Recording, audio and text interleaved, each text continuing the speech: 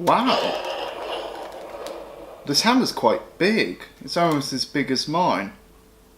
Hey there everyone, Hexter Reviews here. So we get about like 5 comic book films a year now, and I think it's about time to do my top 10 comic book films of all time.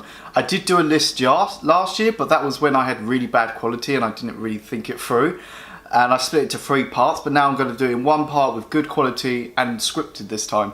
So keep this in mind, this is my own list. If you want to show me your list, comment down below. But these are the films that I consider to be masterpieces when putting film, comic book into film. So let's start off with number 10. My number 10 on my list is Captain America: The Winter Soldier, my favourite solo Marvel film. It just ticks so many boxes. It has great acting, it has a great villain played by Robert Redford, it has this great plot, it has some great fire choreography in this film.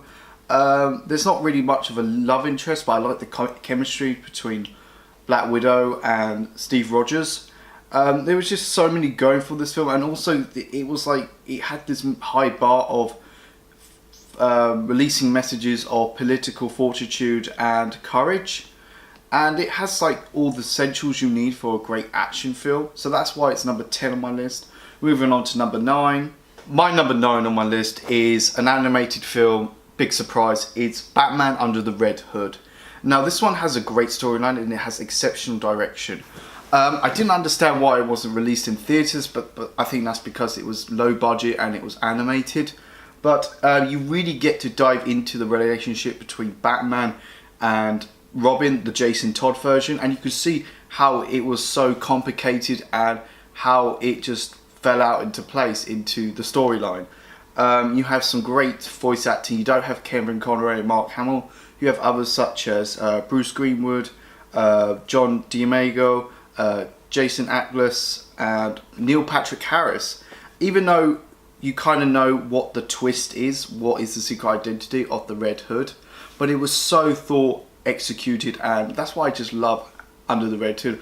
I know people would consider Mask of the Phantasm, but I just think Under the Red Hood just takes it to a whole new level, and the violence and the grittiness to it, it really feels like it's not a children's film. My number 8 is Superman 2.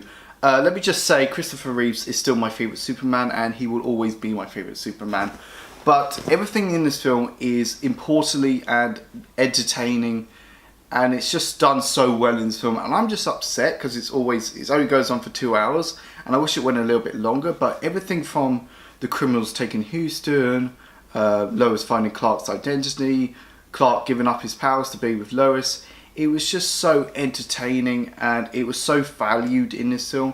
There was just so much greatness to this film, and I think it's a forgotten film today, but I think people should just watch it right now. My number 7 is Teenage Mutant Ninja Turtles. Now I have done a review on this a few months ago, but I'll put a link down below. But I'll just tell you short, this is the film that made me want to become a critic. It has this great combination of the 80s cheesy cartoon to the dark realism in the comics, and it blends together so well. The costumes designed by Jim Henson, who had done The Muppets and Labyrinth, is so beautifully constructed, and it's so realistic, and it's true to the source material.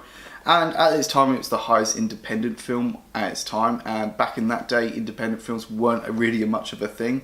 So yeah, Ninja Turtles is my number 7. Moving on to number 6. Number 6 is Oldboy, and it's based on a manga. And I know we're thinking manga isn't a comic book. Technically it is. It's a Japanese version of a comic book.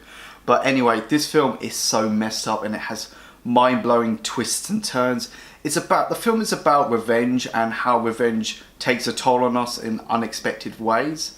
And this film has such a great fight scene in the middle. It goes on for 4 minutes, and it has no cuts or edits. It's similar to the ones you get from the Daredevil TV show with the no cuts and edits, and it was kind of influenced from Oldboy. But yeah, Oldboy is my number 6, and I remember watching it the first time, and this is quite funny. I remember watching it the first time in the living room, and there's this one scene when the antagonist comes out the shower naked, and my mum walks in, and she thinks and she said, "What the hell are you watching?" I was like, "I'm just watching a film." It's like, "No, turn this off." It was like, "No, it's not porn. Turn this gay porn off at once." It was like, oh no. It was kind of a bit embarrassing, but I hate it when parents walk into when you think you're watching some weird shit. My number 5 on my list is X-Men First Class. I remember seeing this about 5 years ago with my ex-girlfriend, and this film made me fall in love with X-Men, and it made me fall in love with Michael Fassbender, and it's probably my favourite prequel ever done. This movie kind of shows you that X-Men doesn't need to go back to Marvel, and they're just doing so well with Fox. And anything between James McAvoy as Professor X, Michael Fassbender as Magneto, Kevin Bacon as Sebastian Shaw, is just pure gold. And that's why it's my number 5. Moving on to number 4. My number 4 on my list is X-Men Days of Future Past. It has this great combination of the first 2 Bryan Singer films and the First Class Matthew Vaughn film. And it combines together so well and so smoothly. And it erases everything we hated from the X-Men franchise, from Origins and Last Stand, and it just makes the X-Men franchise whole again in a way. The best of all, it's kind of like the 7th film in the franchise, and somehow it just topped all those X-Men films, and this made me want to fall in love with X-Men more and more. My number 3 is Watchmen. Panel to panel, it's like ripped from the pages to the actual film. It's like the comic book actually came to life, and the visuals just look fantastic. And this is Zack Snyder's best film. I have to say it's better than Batman v Superman 300. But it also deals with past and current themes today, and it makes the movie so timeless, and that's why it's number 3. I just think it's kind of like a really dark version of the Avengers if they were like unstable and just do whatever the hell they want. My number 2 on my list, and it's my favourite origin story ever made, and that's Batman Begins.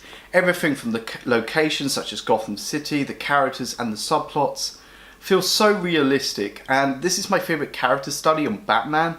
And Christopher Nolan is such a great director who did Inception and Interstellar and Memento. He just gave this film new life and a better purpose.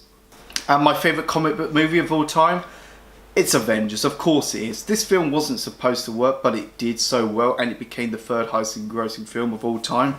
The first half of the film has some really great action to it, but it's this dialogue and banter from Joss Whedon's writing really connected these characters, and every character in this film really had their own time to shine. The second half comes along with the phenomenal action. It was like they got all the action movies together, mixed them up, times it by 100, and there's the second half, the Avengers. Every character had their own time to shine, whether it's Hulk, Thor, Iron Man, Hawkeye, and everybody wants a Hulk film now. And after 2 bad tries of a Hulk film, now everybody wants a Hulk film. But he's going to be in Thor Ragnarok, which is really cool. And it's just funny, exciting, and it's so much fun in the theatre. I remember seeing it in IMAX, and I wish I went to see it like at least another time in theatres, but I only saw it once. But my god, this is a great team superhero film. It's like one of my favourite films of all time, and that's why Avengers is number 1. Thank you so much for watching this video, guys. Go like, comment, subscribe. If you have a top 10 comic book film list, comment down below and let me know. Go and like my Facebook page and my Twitter page and my YouTube page. I will be making other videos soon. I will be doing one next week. If you have any recommendations or anything you want me to do on my channel, go comment down below. I really thankful for that. But thank you so much for watching this video, guys. I'll see you soon. My next video will be weakest to best of Avatar seasons, but I'll see you guys soon. I've got your back.